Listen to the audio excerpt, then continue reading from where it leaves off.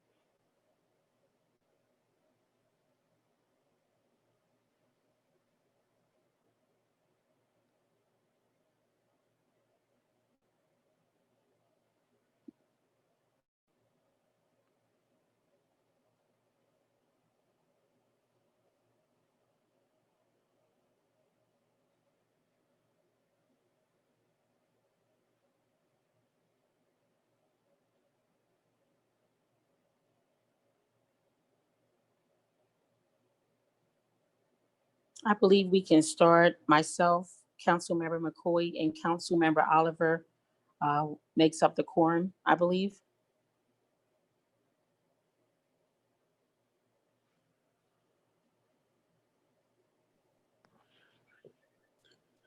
Okay. Give us about 30 seconds to go to TV. Okay. Oliver is not on the Education, Youth, and Family, so we do have to wait for another council member.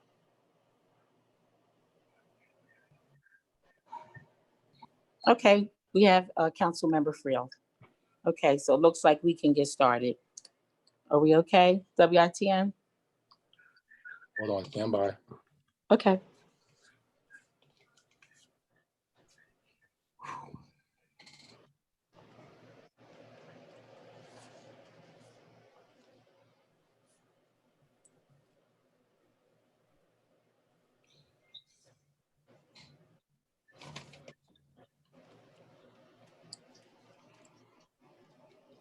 Okay, you may begin.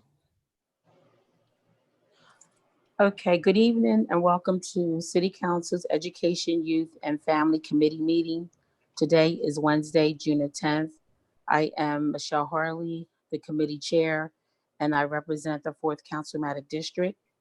At this time, we're going to begin our meeting with introductions, starting with Council Member Oliver.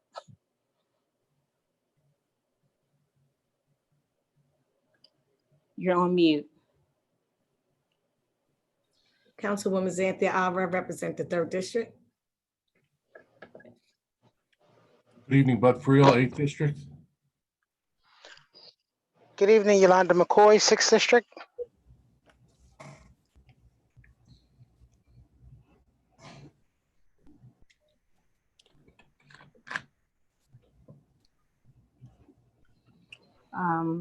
Are we going to have the staff introduce themselves? Sure, thank you. Tanya Richardson, staff, legislative director. Okay, thank you, everyone. We're going to jump right into our agenda on tonight, and we're going to start off with an ordinance 20-022, item number 4802, an ordinance authorizing the extension to the Educational Access Channel Agreement between the Red Clay Consolidated School District and the City of Wilmington. Who's here to speak to this ordinance tonight?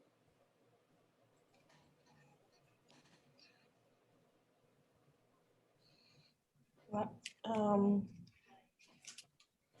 only have my paper with me. No, I can speak to it. I left my phone in the car. It should be somebody here from Red Clay. He's not on. Are you the sponsor of the legislation, Councilmember Oliver? No? Red Clay and no. I was thinking, I was getting mixed up with something else. I'm sorry.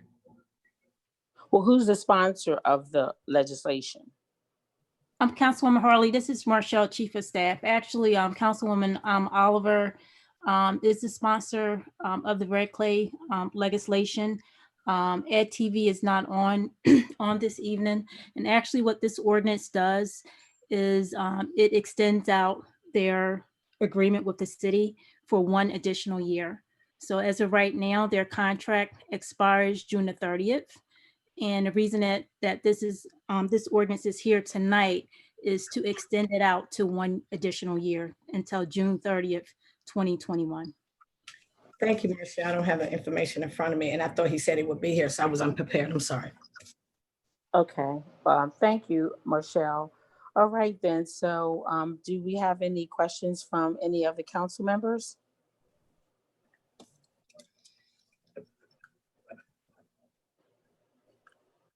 Okay, I don't see any hands raised.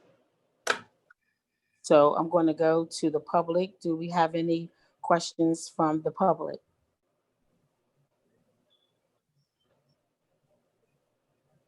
Okay, it looks like I see a hand raised here. So let's see.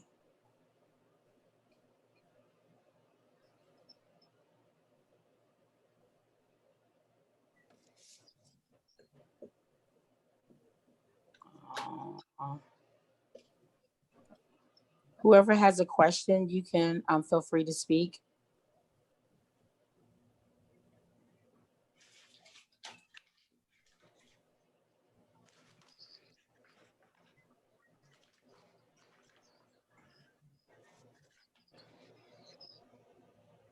Okay, let's see here.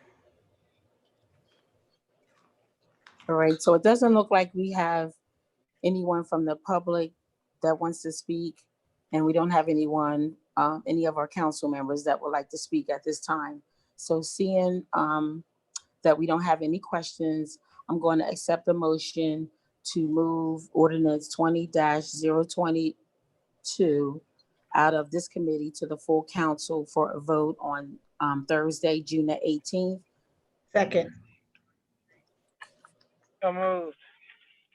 Thanks. All in favor, say aye. Aye. Aye. Any opposed or not voting? Or any opposed? Okay, so we have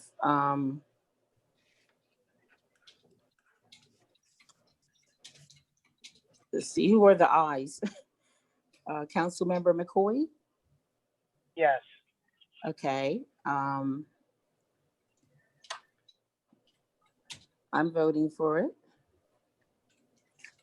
And I'm a yes. Councilmember Friel?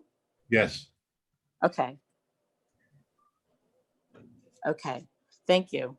So again, this ordinance will come before the full council on Thursday, June the 18th. Thank you. Thank you. Okay. All right, so the next 8 resolutions are going to be presented by the same person, but for the sake of protocol, I'm going to read each one. But again, I know they're going to be all represented and presented by the same person. So the next item on the agenda is a resolution encouraging the Delaware General Assembly. The second one, I'm sorry, a resolution encouraging the Delaware General Assembly to allow food industry businesses to legally donate unsold food to shelter facilitates and nonprofit organizations in response to COVID-19 and ongoing issues beyond this particular crisis. So this particular resolution, I am sponsoring it.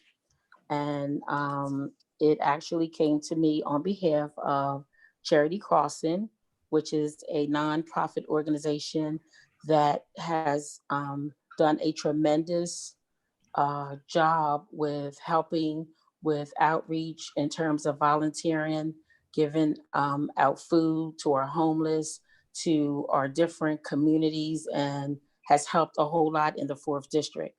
I know that they're helping in Newcastle County, they're helping in Kent County, and they have done a phenomenal job. The executive director came to me and shared with me that they are very interested in helping to reduce hunger. And they are asking the General Assembly to pass legislation to ask supermarkets and food industry businesses to allow food to be donated to these particular organizations. So again, the food waste and food insecurities are significant problems facing the nation. Our city of Wilmington and our state have only been heightened in the wake of the COVID-19 crises. So City Council recommends efforts from the Delaware General Assembly to mandate anti-waste and anti-hunger efforts from food industry businesses in the state of Delaware during and after the pandemic by allowing such businesses to legally donate their unsold food items to shelter facilities, shelter homes, and or nonprofit organizations to feed the hungry. So that's what this particular resolution is all about, and I am very happy to sponsor it. So before we go any further, are there any questions from the council members?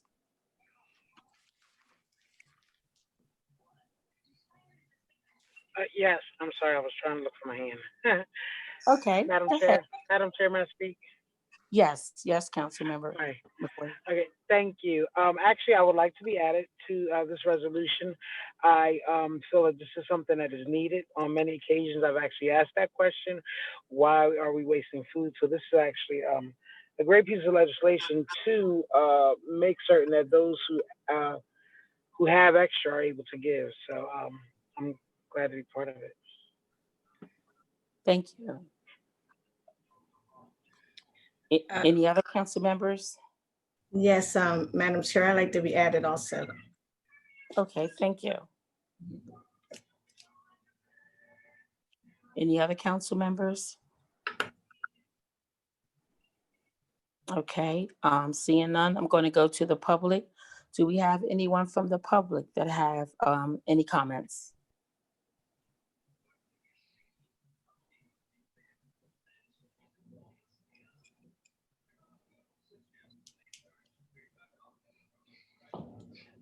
Okay, we have someone I know that tuned in, but I don't see their hand. Hello, Councilwoman. This is Jay Muthukamachi. I'm here. Can you hear me? Hi, Jay. Hi. Hi. Thank you so much. I really truly appreciate Councilwoman Harley for this effort, and also your council member McCoy and Oliver for supporting as well. Thank you so much. This all, I think I met many of you in different times when we were doing the helping the Wilmington community, and you have been ongoing supporters, and we have done a lot of good stuff. If you remember, two years ago, we came to you for the socks for the homeless, and you were Wilmington City Council was the first one to push that resolution through, and eventually it became a Delaware General Assembly resolution. So I'm hoping this also goes through the same way. Thank you so much. The reason we came up with this is United States is one of the global leader in food waste. And there are so many people that, particularly in the COVID-19, we see so many people struggling for their daily meals. So I reached out to Councilwoman Harley. She didn't even hesitate for a second. She said, yep, I'll support it. And I see the same enthusiasm with the other committee members. So I really appreciate what you guys are doing. And thank you for your support. One, to date, Charity Crossing has delivered about 7,369 meals during the COVID-19. We are supporting the entire state of Delaware, as well as Philly suburb and a little bit of Maryland. So we are trying to support all those communities, and I'm working with some of your council people in this effort. So thank you, and I really look forward to seeing this resolution pass. And let's work together to make sure the first state passes this resolution or bill, so that this food, instead of going to the landfill, it goes and helps those people in need. And if I'm not mistaken, if Delaware will be if it passes, Delaware will be the first state to pass such law. That'll be a great thing to do. So I'm looking forward to your support. Thank you, Jay. And I am honored to sponsor this legislation, because I definitely see the need, even with helping you as your organization feeds the homeless twice a month and throughout the city and the county. Clearly, I can see that there is a need. So thank you once again for all that Charity Crossing does throughout our state. And I'm looking forward to this passing with City Council, and hopefully it passes down at the General Assembly as well. Thank you. You're welcome. Do we have any other, anyone else from the public that would like to speak? Any other council members that would like to speak? Okay, all right. If no other comments, this is a resolution and it does not have to be voted out, but it will be read to the, presented to the full council for a vote on Thursday, June the 18th. So thank you once again, Jay. I would like to recognize Council Member Congo. Okay, so our next our next 8 resolutions, I believe, are going to be presented by the same person. So I'm going to start off by reading our 3rd agenda item, a resolution approving the Department of Parks and Recreation's grant application to the National Recreation and Parks Association for the city's Walk with Ease program. Who is here to speak to this resolution and the next 7? Councilmember Harley, this is Kevin Kelly from the City Parks Department. I'm here to speak to those 8 resolutions. Thank you and welcome. You're quite welcome as well. So of these 8 resolutions, there are 7 of them that comprise over $900,000 in grant requests that we're bringing before your committee today for review and approval. There's also one for land disposition. I believe we have forwarded an overview document that should be available for everyone to review while we're talking, a PowerPoint to WITN. And if they have that, they can begin that. I'm joined by Nicole Adam, who is the Youth and Family Division Director, who will talk about YCD and several grants, and also Darrell Chambers, who's here with me at all, who works with us about a few of the grants as well.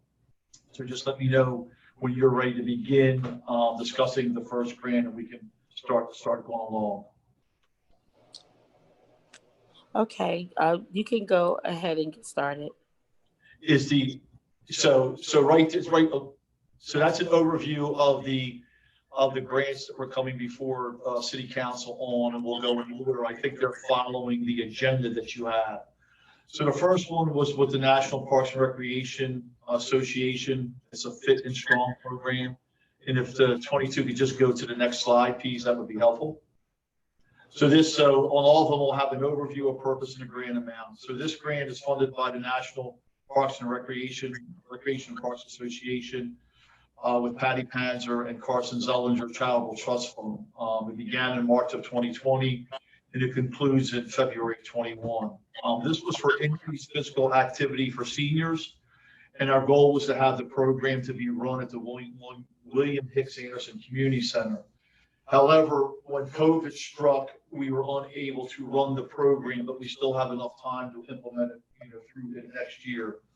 The grant was for $2,500. It was called the Walk with Ease program to provide an evidence-based physical activity program for older adults.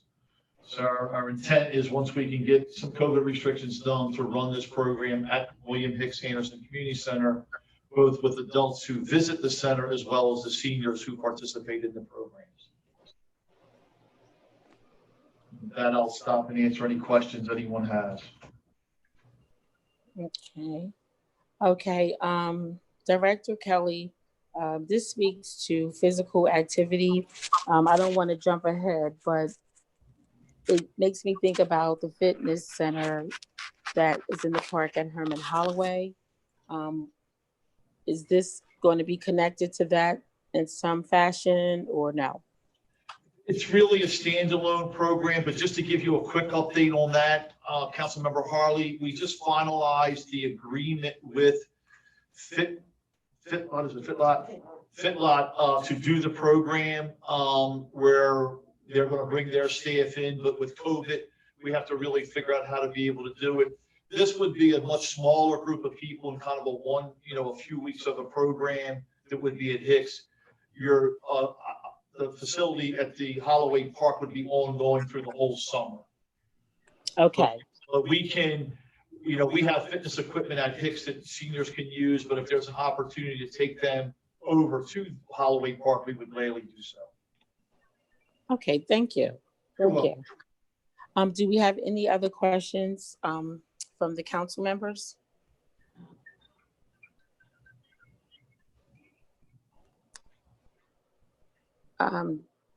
Do we have any questions from the public? Okay, seeing none, you can move on, Mr. Kelly. Okay, so the next one is again a grant funded by the NRPA with the Walt Disney Company. This improves the access to places and plays of youth sports under-sourced. 80% of grants will support park improvement projects with a focus area, possibly at Christina Park, to be able to do something there. The grant amounts are between $40,000 and $66,000. With that, I'd like to have Mr. Chambers just give a little more update on exactly what that grant will do with the dollars involved. So the grant would allow us to go in there and really improve on the infrastructure that's currently at 4th and Church Street. What we're looking to do was improve some of the paths, put in some new things so that the kids can have easier access over there to 4th Street. And this right here is going to be in addition to another grant that we have, so that we can really beautify our 4th Street and make sure that it's modernized. Because one of the things this grant is trying to do is that it has to take place in underserved community with a marginalized population. So it's right on time for a lot of stuff that's going on. We submitted a letter of intent in early May. We got a response back saying submit something in writing, a budget. So we got to put together a budget by June the 17th between $40,000 and $66,000. And that right there will go towards another grant that Director Kelly is going to talk about in a few minutes. Okay, awesome. And I just want to say thank you for considering Christina Park. As we all know, that's a park that is heavily used by a lot of the East Side residents and those that have left the East Side that still come back over there. And now that there will be some improvements, they can now bring their children, and most of them can bring their grandchildren. So I just wanted to say thank you. And when will this get started? Well, the interesting part with this grant and the other grant is we need some matching funds. So at this time, the capital budget that I have, the dollars are just about gone, but hopefully in the fall, council will approve us going back for a capital budget. And some of these funds will be used for this park as well as Some other parks that are on the radar screen, Johnston Park in Councilmember Oliver's district, and also East Lake Park up in Councilmember Congo's district. That are my kind of top two priorities to take care of, as well as West Center City. Okay. All right. Thank you. Any questions from the council members? Yeah. Any questions? Okay, go ahead. Thank you, Madam Chair. So my question, Director Kelly, is because these grants need matching funds, if per chance come fall we are actually unable to do that, what will happen to this amount of money? So this one is not a matching fund requirement. It's just a straight grant. But you're right, fall could be a whole different world of budget for all of us. And if there's not additional funds to make it work, it might not be able to be used. Okay. May I follow? Yes. Okay. So so if we still allow this to go through, then if funds aren't available, is this something that we would have to go back, give back, or do you think they would be offered the opportunity to try to get it again, like at a later date or something? I just wanted to know whether or not, if we do not come up with, even though this particular one is not a matching funds, if we do have any that need matching funds and we are unable to get those funds at that time, do we just lose that those funds altogether? I don't believe we would lose the funding. The other grants, I would probably have to get back and ask that question, definitely. But this one, we would not lose the funding. From what we've been told, things change all the time. Okay. Thank you. Okay. So, Director Kelly, I just want to make sure we're on the same page with these resolutions. Okay, this is, are we still on the resolution approving Department of Parks and Recreation for NRP? We are on the second resolution. We are on the resolution grant for the, I'm looking at our agenda. yeah, I think, hold on a second. You're right. I think we jumped ahead on you.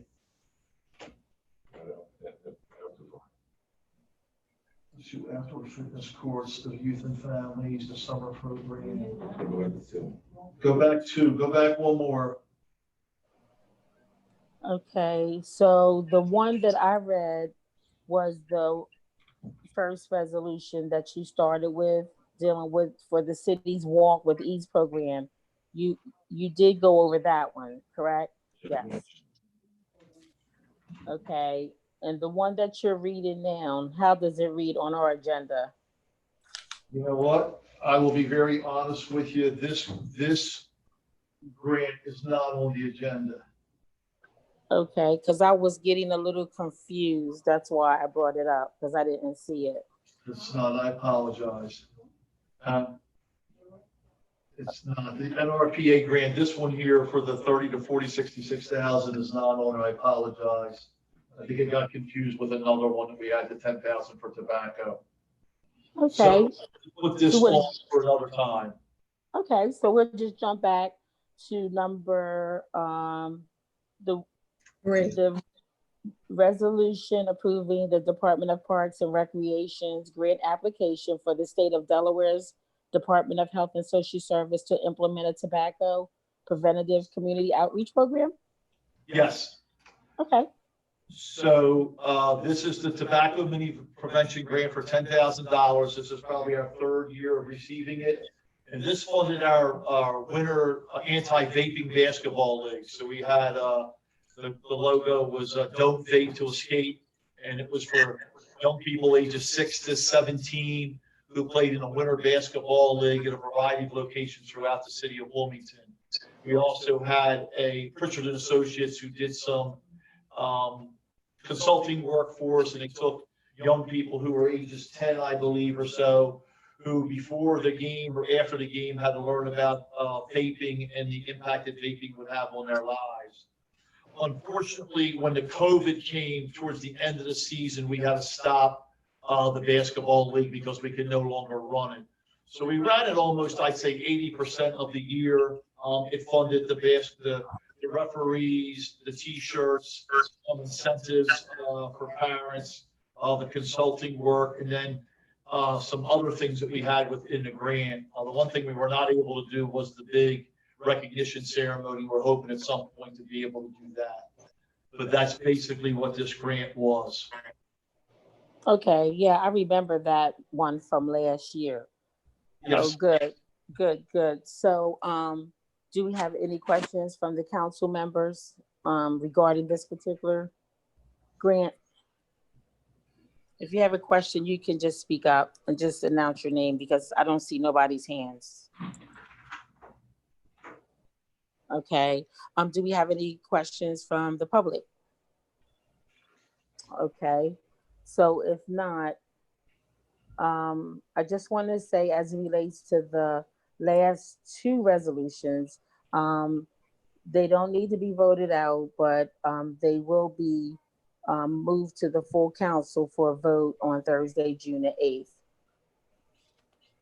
So we're going to go to our next resolution, which is a resolution approving the Department of Parks and Recreation's grant application to the National Fitness Campaign for construction of 2 outdoor fitness courts. Excuse me, Madam Chair, you mean June the 18th, you said the 8th. June the 18th, thank you.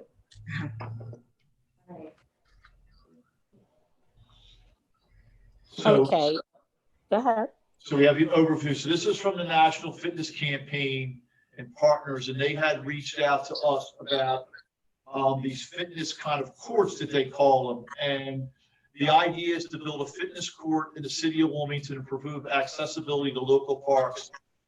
They're about the size of a basketball court, and we turn the page, I'll show you exactly what it looks like. So one area we looked at is Christina Park with its open expansive. The other one we possibly were looking at is 30th and Jefferson East Lake. It also could lend itself to Council Member Oliver's thinking through it a little bit at Johnston Park or somewhere to put a little fitness thing in. They're not that big. The amount of grants that we received was $60,000. It's not 30. I think the resolution is correct, but our overhead might be incorrect. But if you look at the next page, it'll show you a picture of what they look like. Okay. You said that you're still trying to decide what will be the determining factor. Well, I think the determinant factor, there's a couple things that are going on. Could you hit this next slide to show a picture of it, please, Channel 22? There. So that's what a fitness court looks like. And they're throughout the city, they're throughout the country. The National Fitness Foundation, they'll build these structures. They're about the size of a tennis court. And what it is, they give you a grant for $30,000 and you have to come up with a $100,000 matching grant to be able to put one of these in. They provide, there's some software on your phone that helps you do different exercises. In many cities, they have a partner, like for us, possibly Christiana Care would partner with us to put one of these up and offset the cost and help with the match. So we looked at Christina Park because there's a lot of open space there where people can get to and park. But we also were looking for somewhere that's in a neighborhood. So we had one down on the east side, and we thought, the northeast, the north side of town would be another location. To be honest, the determining factor will be we have to get the $100,000 matching grant for 2 of them. I'm not sure we'd have enough funds to do one, but we might be able to do one now and one in the future. And also the buy-in would be from the community, where would we really think they would like to have it, and whether we could get some matching funds or donations to offset the cost. Okay, thank you. Any questions from the council members? Well, Mr. Chambers had a quick comment as well. I'll go zoom around the room here. Oh, okay. So, Hi, Mr. Chambers. So the $60,000 that we had from the National Recreation and Park Association, that right there could be used to offset some of that matching costs from the National Fitness Campaign. So the reality is that we're now looking at about $140,000 worth of matching funds needed. And just echoing what Director Kelly said, that when you think about some of the partners that we have at the table now with the Play Street, when you got the Moors, Christianity Care, who are encouraging this physical activity, they are like the likely partners to ask for matching funds. So it might not be all on the city, but it's encouraging to have some partners at the table who could offset some of this. That's awesome. And one other thing I think should be considered, in addition to what y'all are looking at, or health, those that have the higher, that are at a higher risk in terms of their health. As you know, in different zip codes, they're higher, they're at risk for diabetes, heart conditions, and things of that nature. And so when you think about this being a fitness court, I think that that would be dialed into how you decide, you know, which parts you're going to implement first. We agree. Take that into consideration. Thank you. Any other council members? Yes, I was going to make a statement. I think Wolfie tapped into it. I was going to mention about the partners, some of the partners, such as Christianity Care, and some of the other partners that already partnered with y'all, but he basically just answered my question. So thank you. Great minds think alike. That's right. Any other council members? Anyone from the public? Okay, so if that's all you have for this resolution, again, this resolution doesn't have to be voted out. It will be moved to the full council for a vote on Thursday, June the 18th. Okay, so we're going to go to the next item on the agenda.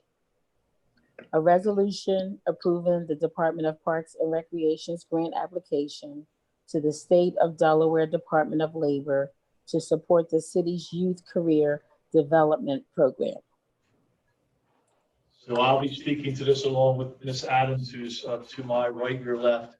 So this is our traditional youth career development program grant application to the State of Delaware Department of Labor. So the grant is about $240,000, and it's two components. One would be for the summer, which will be running a 4-week program as opposed to an 8-week program because of COVID. I'm going to try and shorten it up a little bit. We can talk a little bit more about that. And then the other is the year-round component, which is the balance of about $66,000 that we run 3 15-week cohorts for young people who work after school, work 15 hours a week at $10 an hour through like a fall, winter, and spring session. So for this year, as I said, we hope to start the program on July 6th. We will run for 4 weeks. The young people and the youth will make 25 or work 25 hours a week at $10 an hour. We have some sites located to be able to place them.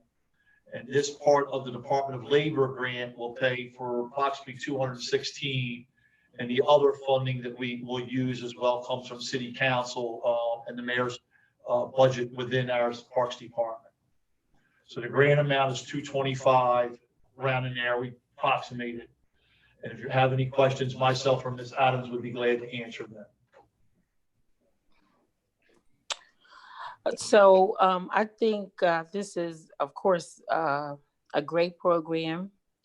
It's given our youth an opportunity to actually start developing some skill sets versus just pretty much just collecting a paycheck, but they'll be collecting a paycheck, you know, while they are developing some skills.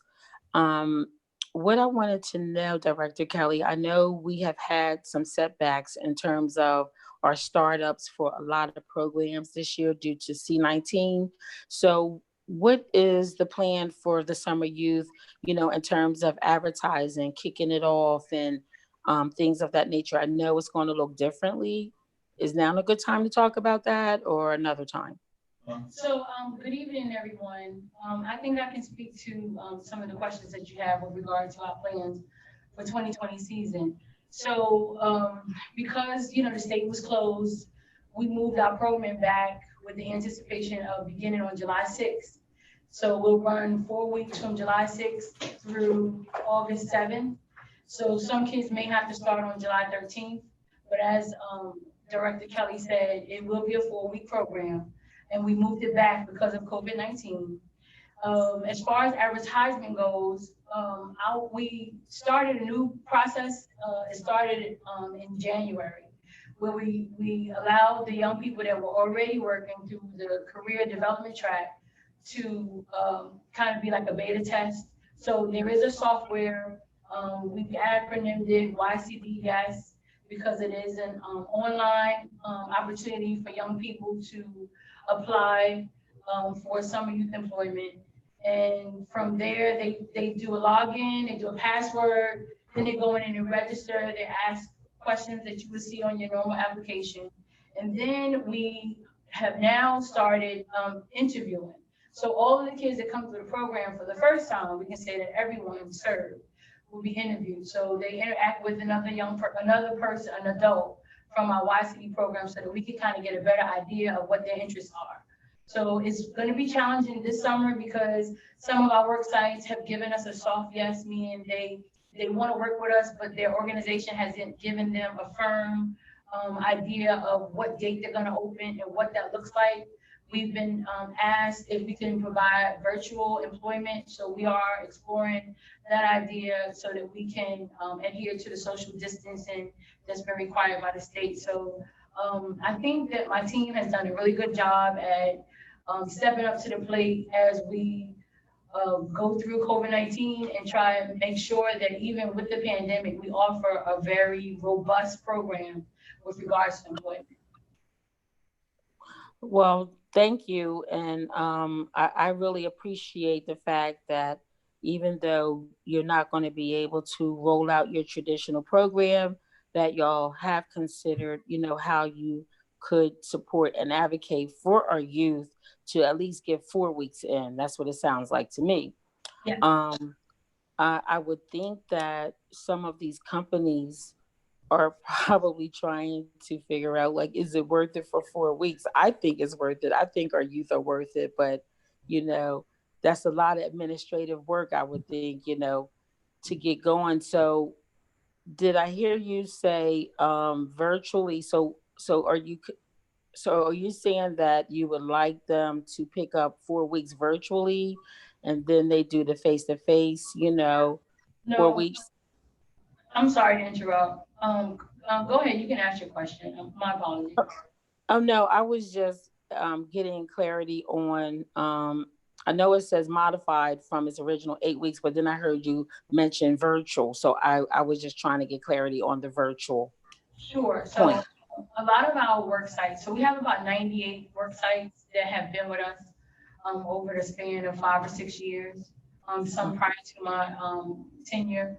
And most of them are interested, but because their organization has not provided them a hard, definite, we're going to be open on July 6th, many of them are soft yeses. And in that group of soft yeses, we have organizations, I'm going to name a few, University of Delaware, they are not allowing their staff on campus. So we are exploring the idea of a virtual experience. So it doesn't mean that they still won't go and participate in some of the activities or the work that is up and down the state, but some of her partners are not able to allow kids to come physically on their location.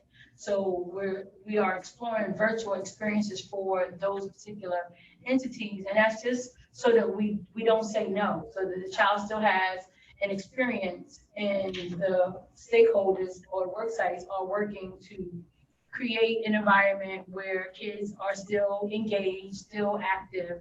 It just looks different than what we typically will offer.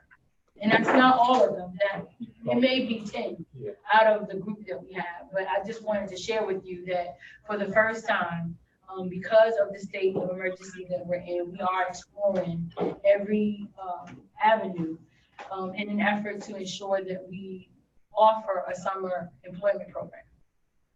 Okay, thank you. And lastly, what does DVR stand for again? Division of Vocational Rehab. Rehabilitation, yeah. So we try and make sure that anyone with a learning disability, physical disability, whatever that may be, that we're engaging those youth as well to give them an opportunity to work. And so if I may add to that, the Department of Labor, so typically over the last 2 or 3 years since this administration, we have worked with young people that have disabilities. We've had hearing impaired, we've had young people who have ADHD, we have children who have learning disabilities of all sorts.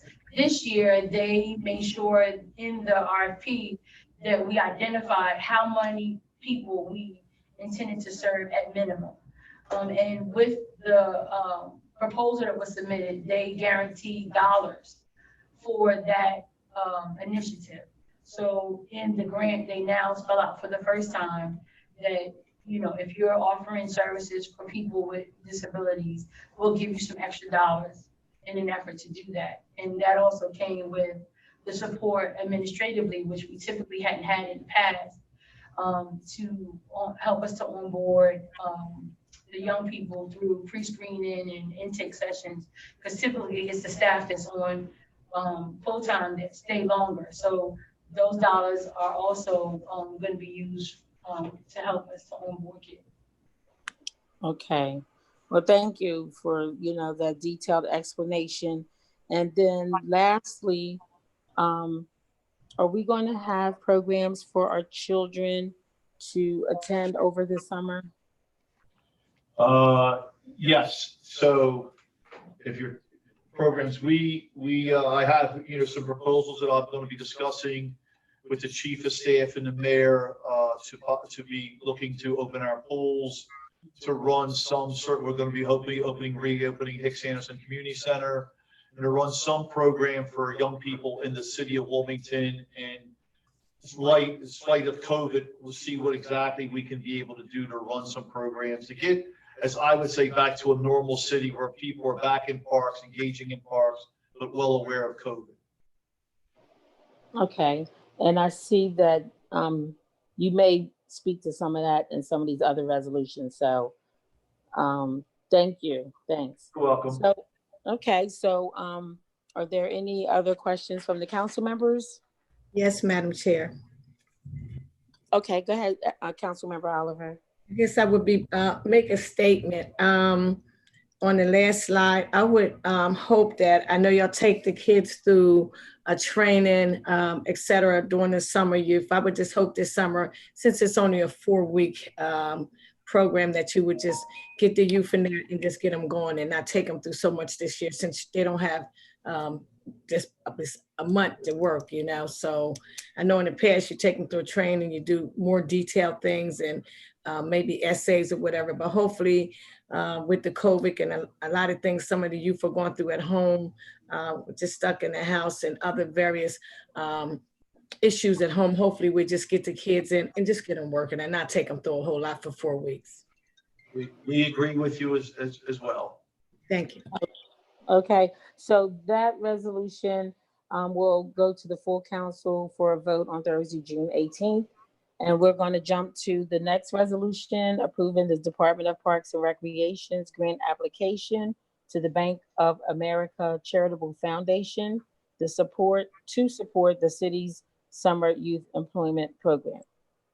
So with this, the Bank of America has been a supporter of our jobs programs for many years, 5 years. This is their annual commitment, and they raised it by $10,000 from what it previously was. This will allow us to fund 69 youth within the program, and probably could use it all year long if we needed to run it. I will make a correction to the resolution. I apologize. The resolution has $65,000. It should be $75,000. But that's the amount that we do. We apply to Bank of America every year. They give us the dollars. We send them a report of the number of youth that are working. We usually partner with them for a kind of financial literacy program for youth. We're not sure how we'll do that this year. We may have to do it virtually, but they are one of our best partners in supporting young people and job opportunities for the summer.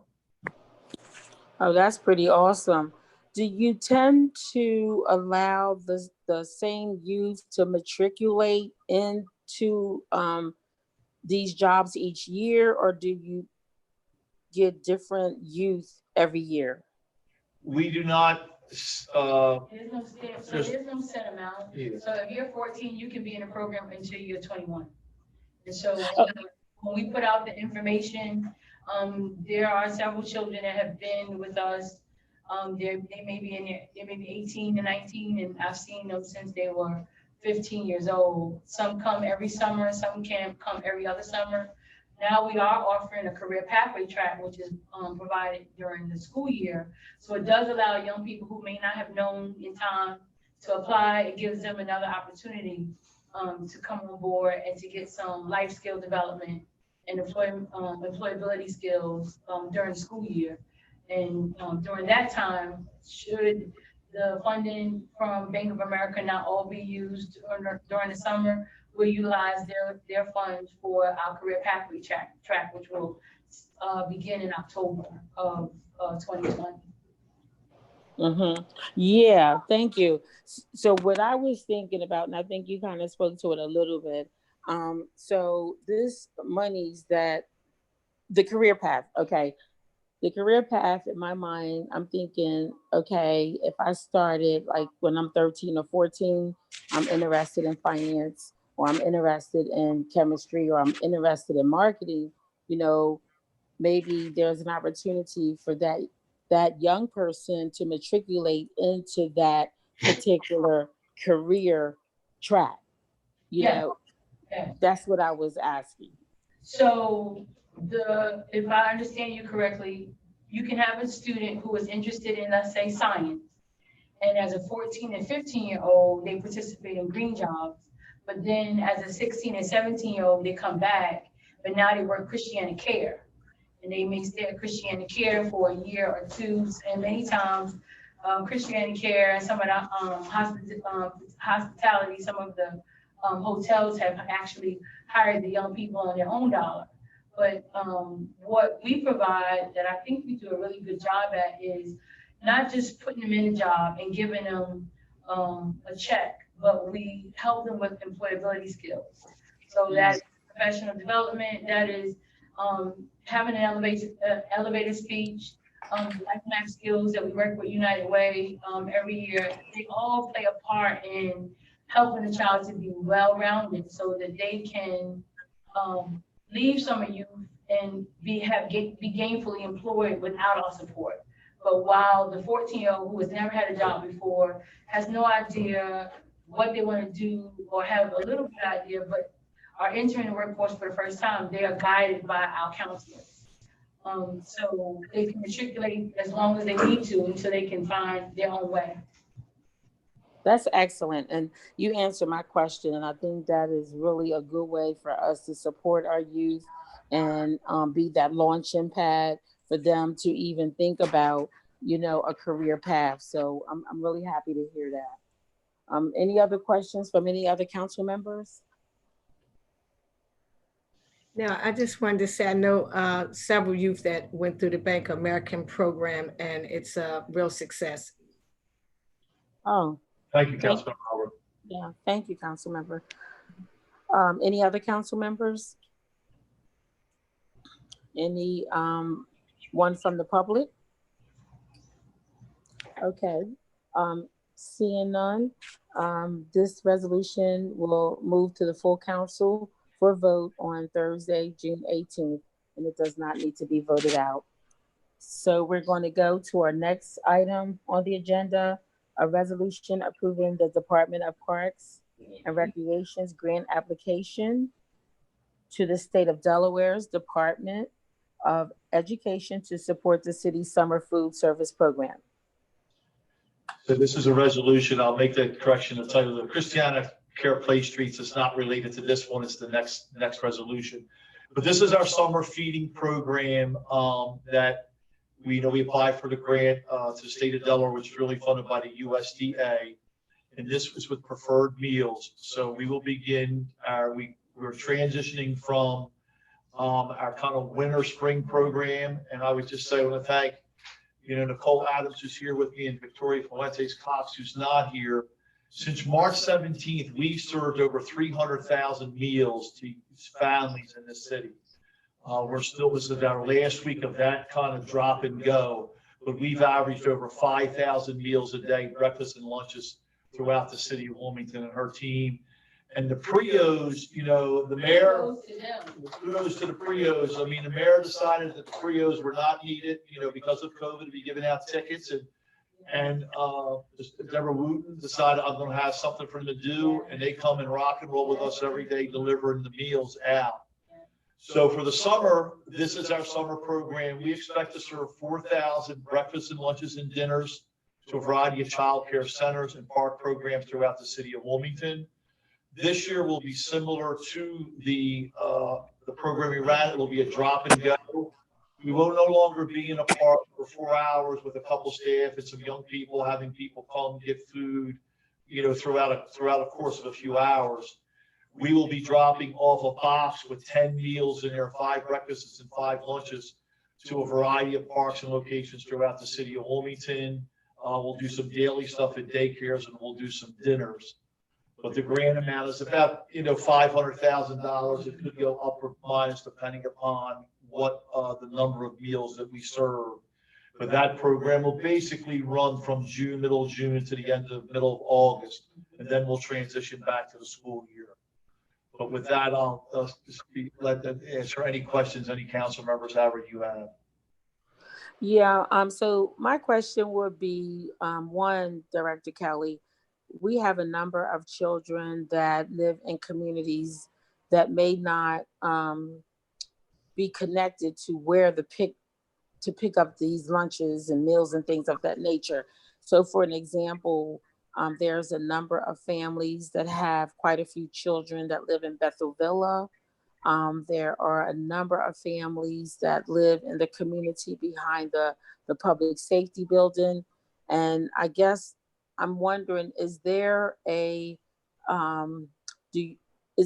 way possible that we can actually get maybe some flyers to these particular communities so that they can know where to pick up the food? Because again, I think this is all great, but if the people that need the food don't know that it's available, that really, is not as impactful. Well, we could always do a better job of promoting the program. We publish everything on the internet. We put signs up. Bethel Villa will be a place that we will be. So will the community behind the. And so will the community behind the police station. So we'll be at both of those locations. And once we finalize the list, we'll send it to council so you can have a list of everywhere that all the sites. And if there's a spot that we've got to try and fill in, we're more than willing to be able to do that. I would suspect that the school districts will still be giving out food as well during the summer.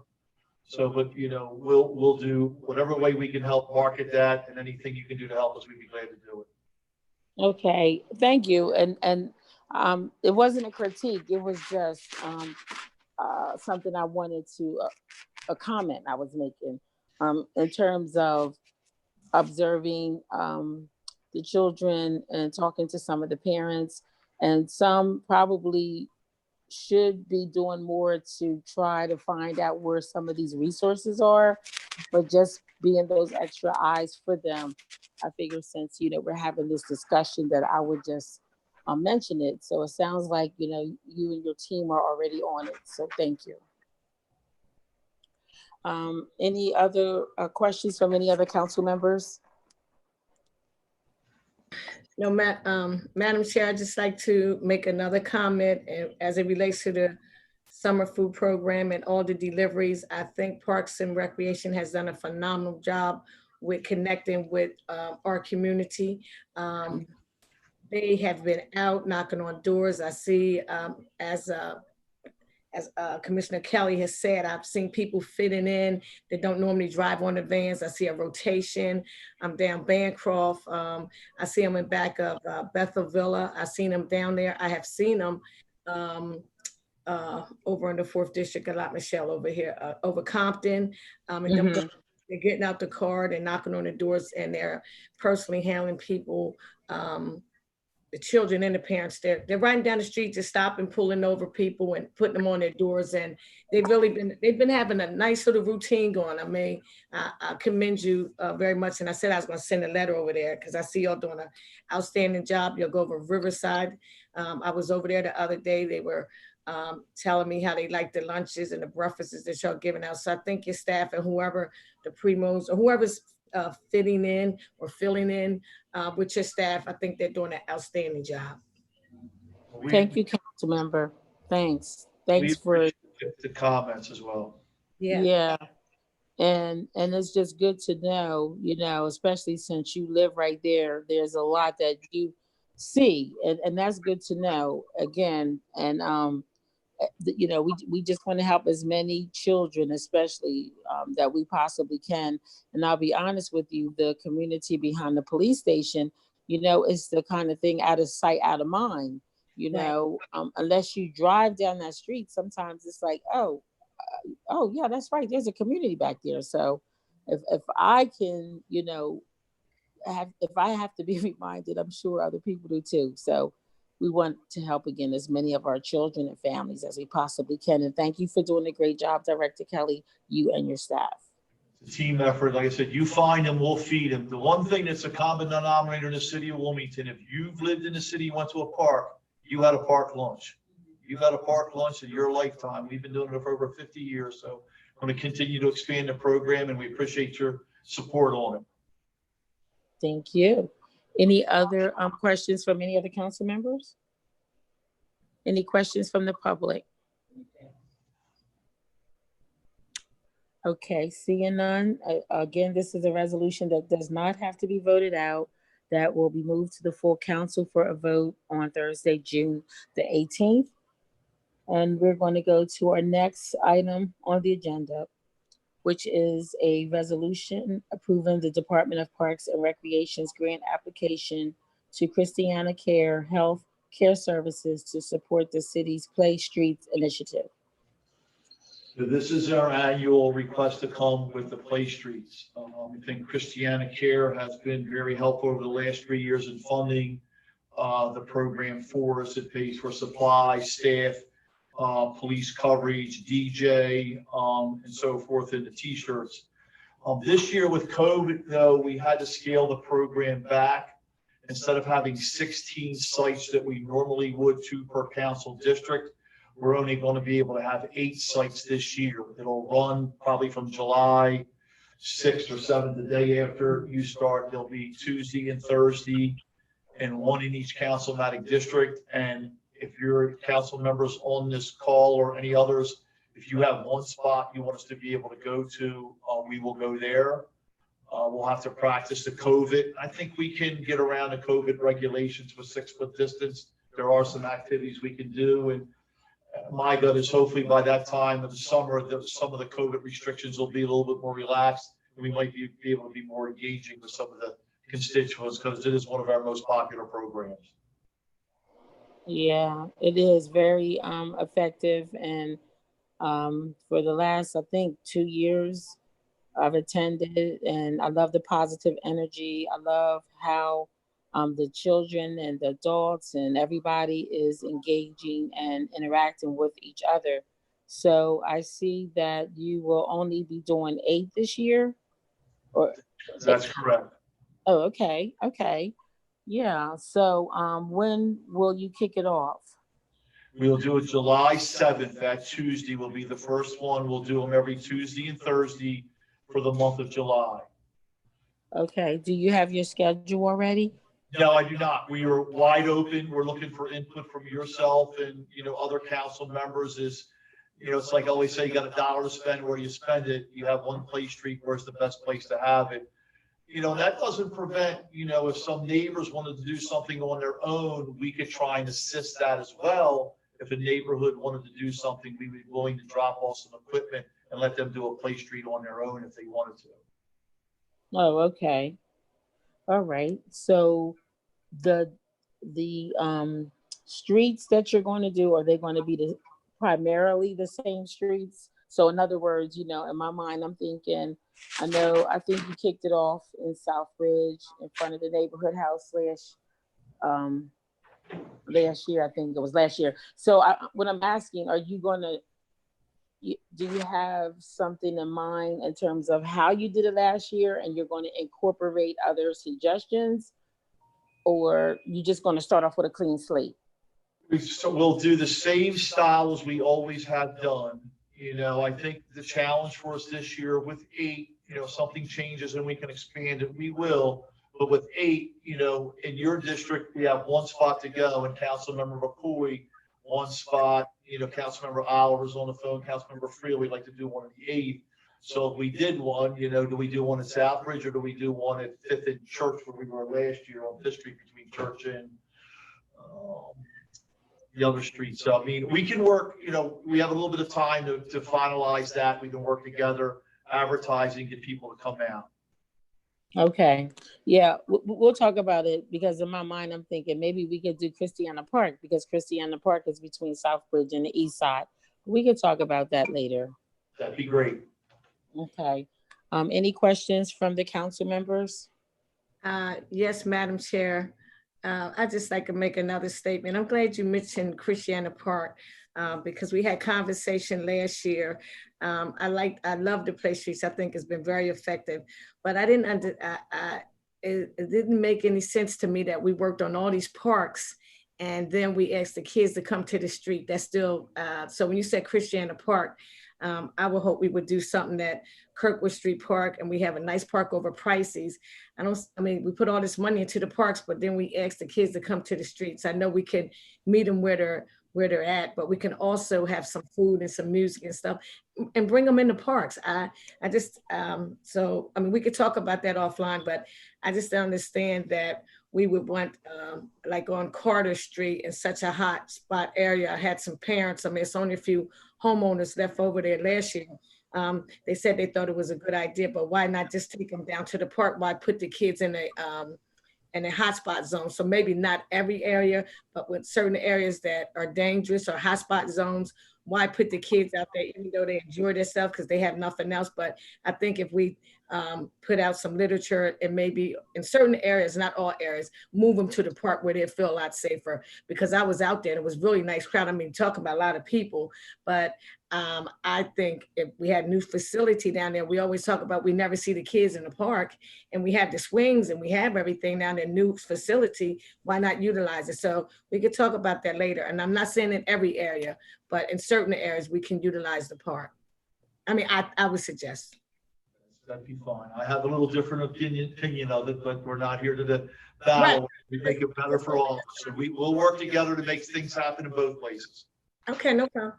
Mm-hmm. Thank you, Councilor Oliver, for your comments. Thank you.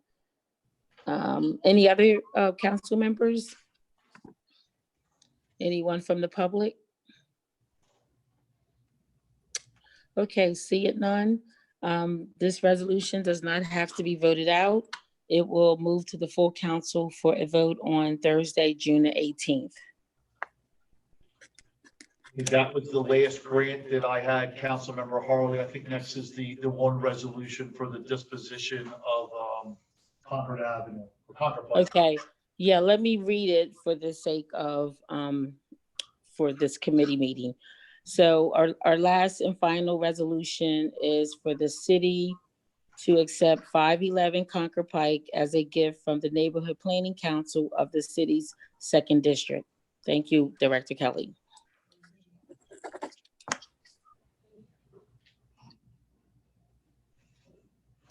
Councilmember Harley, did you want me to comment on it? Oh, yeah. Are you the one, you're speaking to this? Is that correct? Is Councilmember Congo still on the call? No. I didn't overstep with him. So this is a resolution to get back a piece of land that's at 511 Concord Avenue. I don't know, previously we had to supply a spot of it. What it is at the corner of Concord and Jefferson. It's a little triangle. So just some history on it. The 2nd District Neighborhood Planning Council was given this property by City Council back in November of 2016. So they've had the parcel for some time. Recently, DelDOT has performed some enhancements to Concord Avenue on both sides of this kind of triangle, some new sidewalks and other work that's been going on. So the Neighborhood Planning Council wanted to invest some dollars into the triangle itself. However, the rules of the Planning Council do not allow you to put money into a garden per se or something along these lines. So the solution was to have the piece of property transferred back to the city of Wilmington. It would become like a little plaza or triangle upon approval from council. And then the Neighborhood Planning Council would be able to use their NPC funds to enhance the site. We've been working with John Pitas and other folks from the 2nd District NPC. We have a design, we have some bricks and some other ideas of how it would look. They have $50,000 that they're putting up out of the NPC, and I think the documents that were sent to you, Councilmember Harley showed the board has approved it. They're authorizing it to move forward. They were questions you had when we brought this up last month. So I think we're ready to move forward with getting this project completed once this resolution is approved. Yes, yes. So I do appreciate you making sure that the I's were dotted and the T's were crossed, because it just seemed like, well, it's one of these types of transactions that, you know, people can ask questions about. And I just wanted to make sure that, you know, we didn't, you know, miss anything. So thank you for making sure all that was together. And I'm sorry that Councilmember Congo is not on the line any longer, because this is in his district. And, you know, I would have hoped that he would have had, you know, some comments or something to say as related to it. I had a conversation with him. He was in support of it. I've asked John to reach out to him as well. Okay.